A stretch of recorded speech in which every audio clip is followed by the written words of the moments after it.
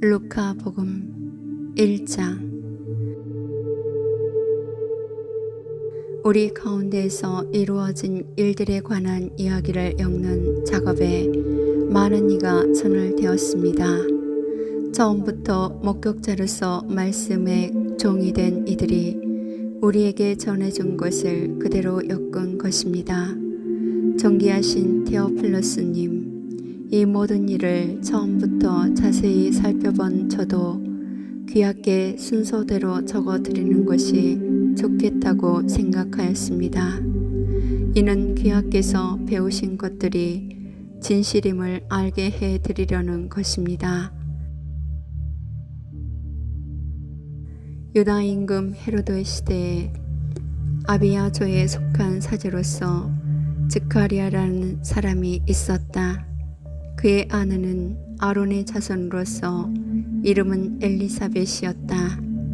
이 둘은 하느님 앞에서 의로운 이들로 주님의 모든 계명과 규정에 따라 흠없이 살아가는 사람들이었다. 그런데 그들에게는 아이가 없었다. 엘리사벳이 아이를 못 낳는 여자였기 때문이다. 게다가 둘 다 나이가 많았다. 즈카리아가 자기 조 차례가 되어 하느님 앞에서 사제 직무를 수행할 때의 일이다. 사제직의 관례에 따라 제비를 뽑았는데 그가 주님의 성소에 들어가 분향하기로 결정되었다. 그가 분향하는 동안에 밖에서는 온 백성의 무리가 기도하고 있었다. 그때 주님의 전사가 즈카리아에게 나타나 분향 제단 오른쪽에 섰다. 즈카리아는 그 모습을 보고 놀라 두려움에 사로잡혔다. 전사가 그에게 말하였다. 두려워하지 마라, 즈카리아야. 너의 청혼이 받아들여졌다. 내 아내 엘리사벳이 너에게 아들을 낳아줄 터이니 그 이름을 요한이라 하여라. 너도 기뻐하고 즐거워할 터이지만 많은 이가 그의 출생을 기뻐할 것이다. 그가 주님 앞에서 큰 인물이 될 것이기 때문이다. 그는 포도주도 독주도 마시지 않고 어머니 태중에서부터 성령으로 가득 찰 것이다. 그리고 이스라엘 자손들 가운데에서 많은 사람을 그들의 하느님이신 주님께 돌아오게 할 것이다. 그는 또 엘리야의 영과 힘을 지니고 그분보다 먼저 와서 부모의 마음을 자녀에게 돌리고 순종하지 않는 자들은 의인들의 생각을 받아들이게 하여 백성이 주님을 맞이할 준비를 갖추게 할 것이다. 즈카리아가 천사에게 제가 그것을 어떻게 알 수 있겠습니까? 저는 늙은이고 제 아내도 나이가 많습니다. 하고 말하자 천사가 그에게 대답하였다. 나는 하느님을 모시는 가브리엘인데 너에게 이야기하여 이 기쁜 소식을 전하라고 파견되었다. 보라, 때가 되면 이루어질 내 말을 믿지 않았으니 이 일이 일어나는 날까지 너는 벙어리가 되어 말을 못하게 될 것이다. 한편 즈카리아를 기다리던 백성은 그가 성소 안에서 너무 지체함으로 이상하게 여겼다.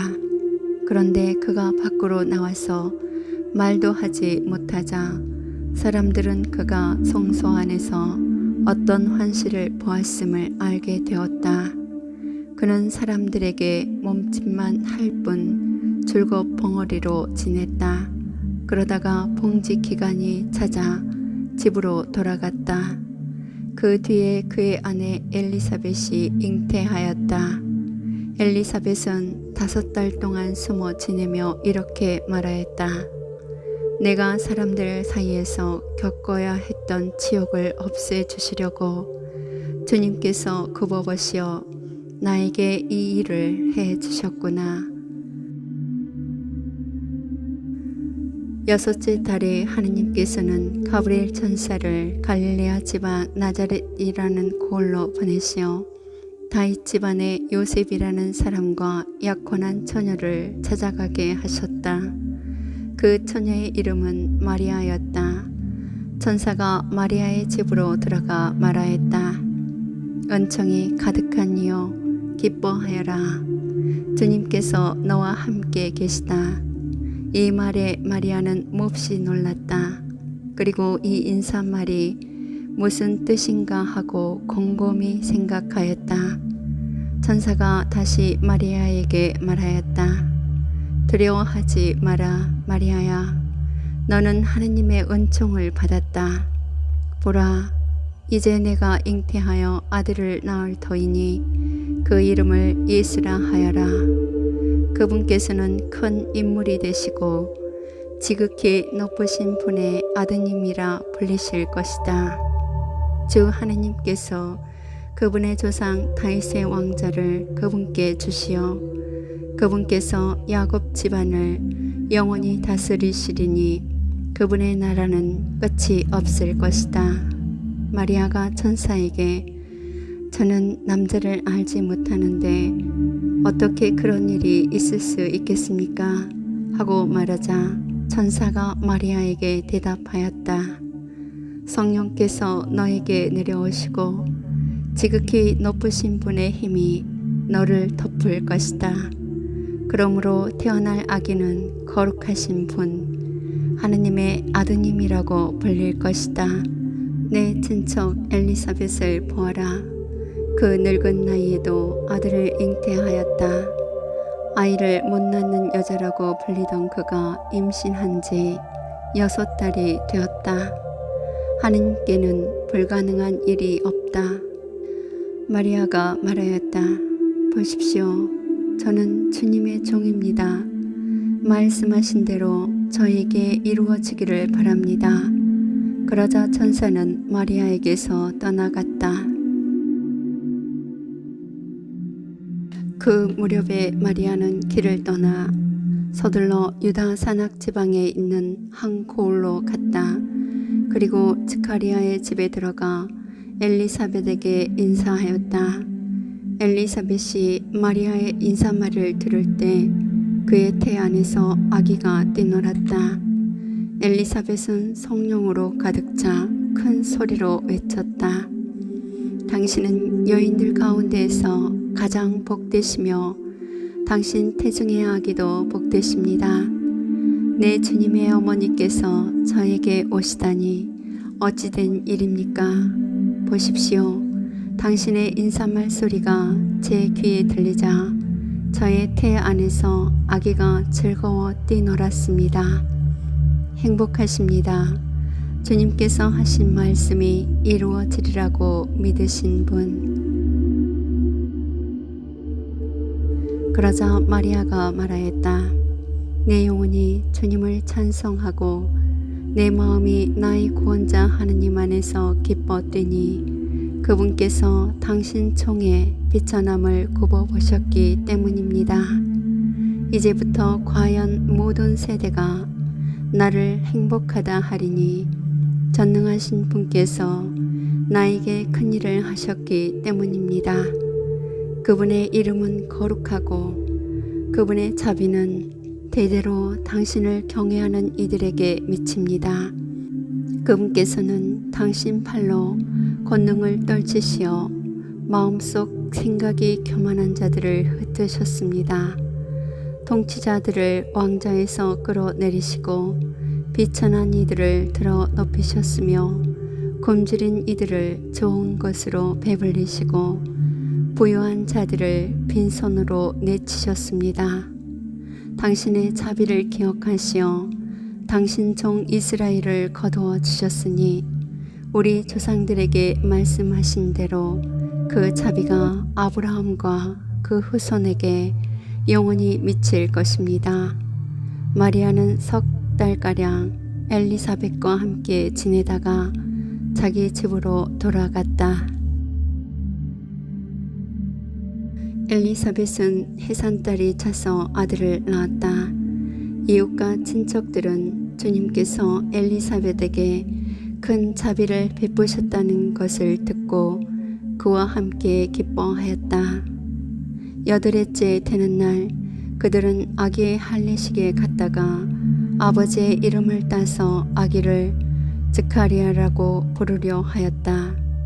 그러나 아기 어머니는 안 됩니다. 요한이라고 불러야 합니다. 하고 말하였다. 그들은 당신의 친척 가운데에는 그런 이름을 가진 이가 없습니다. 하며 그 아버지에게 아기의 이름을 무엇이라 하겠느냐고 손짓으로 물었다. 스가랴는 글 쓰는 판을 달라고 하여 그의 이름은 요한이라고 썼다.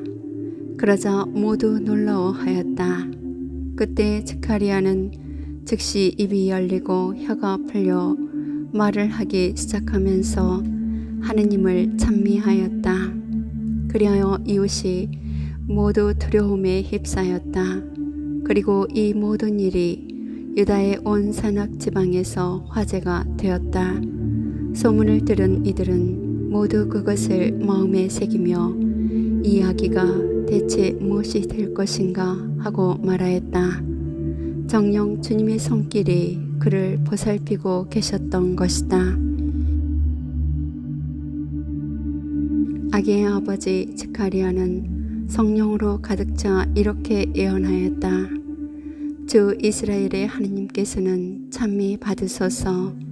그분께서는 당신 백성을 찾아와 속량하시고 당신 종 다윗 집안에서 우리를 위하여 힘센 구원자를 일으키셨습니다.